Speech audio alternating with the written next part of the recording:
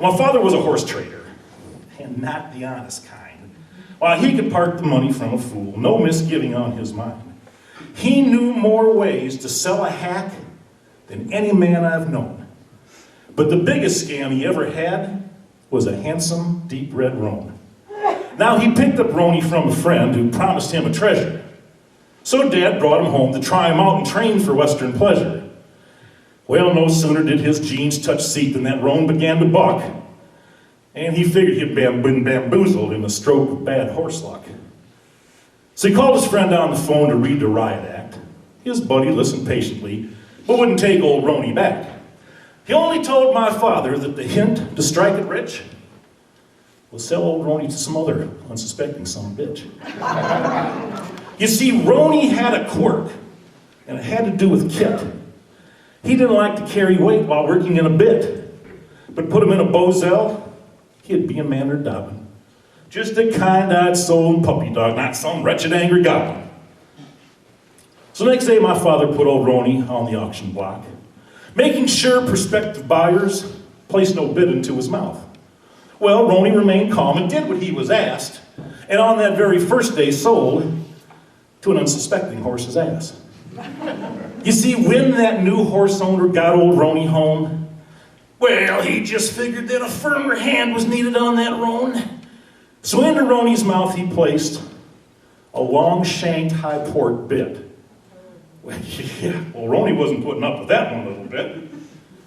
Next day, old Rony stood once more upon our ranch. The new horse owner, hat in hand, why, he stood before my dad. "He's too much horse for me," he said. "A danger to my life. Why, if I didn't think it criminal, I'd give him to my wife." Well, my father hemmed and hawed and faked worry and concern. Little did Mark realize how bad he would get burned. "Well, I'd like to take him back," Dad said, "but your money's all been spent." The Mark replied, tears in his eye, and this is how it went. "Take him back. I don't want him. He's too much for me. Why, he's bucked me and he's thrown me every time I take the seat. He's hellfire from Hades, cold from Satan's string. Please, mister, let me give him back. You won't owe me anything." Well, 14 times old Rony was sold off of our ranch. And 14 times he came right back like a spinning hula hand. As you may have guessed, not a dime returned, of course. 1,000 acres and new house were purchased off that horse.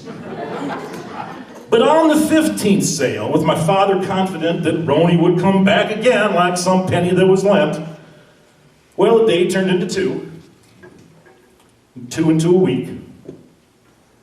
Weeks turned into several months without a word or peep. My dad began to worry that his four-legged golden goose may have fallen victim to an angry owner's vengeful noose. So he called the latest owner on the telephone and, asked him if old Rony still resided at his home. "Funny you should ask," the man said to my dad. "That old horse, why, he's the kindest thing my daughter's ever had." "You let your daughter ride that thing?" asked my father in the phone as he slowly hung his head and his heart sank like a stone. "Oh, my youngest daughter clambers up on that old cayuse with just a halter and worn rope, then says her adios. You see, it isn't in the nature of that handsome deep red roan to buck a bit now that he's made my little girl his own." Well, it was then my father realized his scamming days were through. Well, at least with selling Rony a dozen times or two. And Rony, why, he spent his final years as a little girl's prized pet. $1 million roan horse, the best she'd ever get.